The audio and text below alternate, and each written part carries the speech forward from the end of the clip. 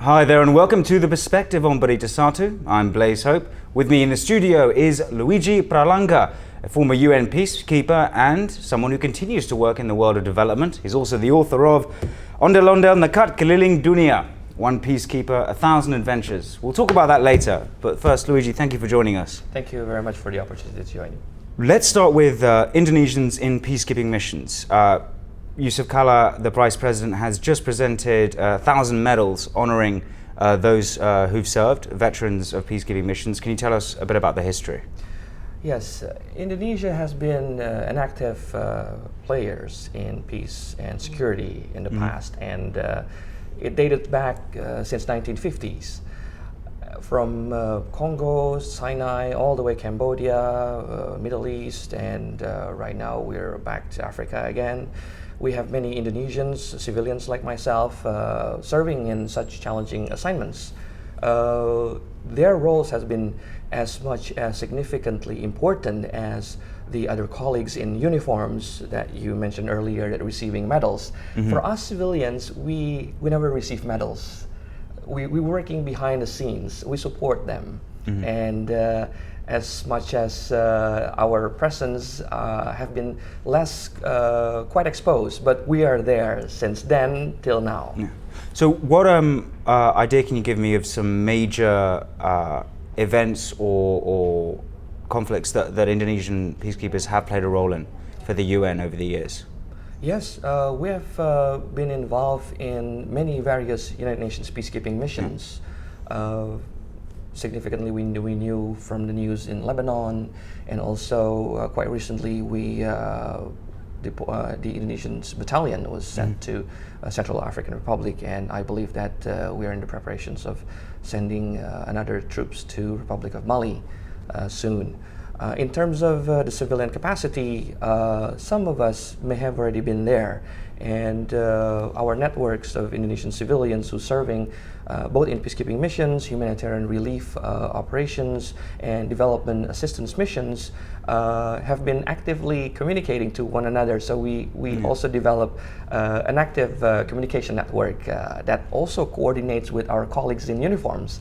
So we're in active touch base with them. Just to sort of clarify the role of the frontline UN soldiers, how does their role compare to that of an ordinary military of a country? And am I correct or am I incorrect in thinking that this is similar to sort of a United Nations coalition that went to Korea in the Korean War? How would you define the difference? How would you explain it?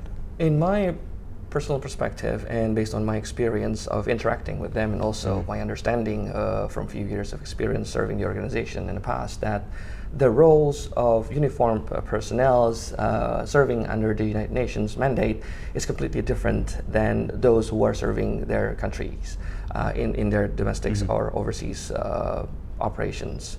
The mandate clearly defines their rule of engagement. And also, and they are more restrictive. They are more general. restrictive, indeed. Of course, I'm sure that our colleagues in the peacekeeping center would be able to address that particular inquiry better. But however, based on my understanding, that it correlates to the mandate of the United Nations missions where they are serving.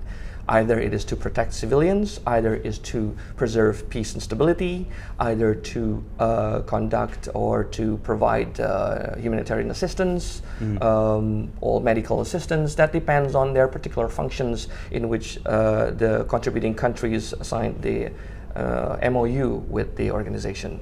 So it is very different from mission to mission, from time to time.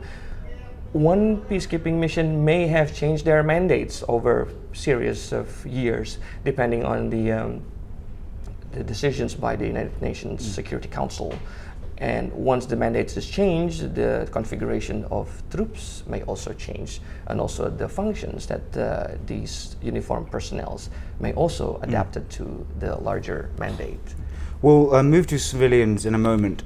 Just in a totally general term, so basically, their mission is to protect the mission, the UN mission. That's their mandate.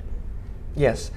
The civilian capacity that serve in peacekeeping missions or political missions or other UN agencies operations or also the development agencies that's working in the same environment as the UN missions, depending on their mandates again.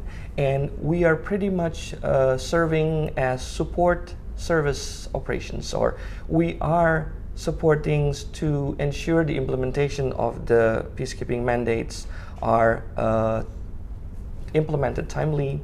And for example, in order to support the deployment of troops to the peacekeeping missions, there are support functions in terms of logistics, transportations, aviations, personnel, HR, procurement, contracting. In terms of contracting, the civilian capacities working in that particular functions ensures that the charter of an airplane has to be there when the troops are ready for transportation.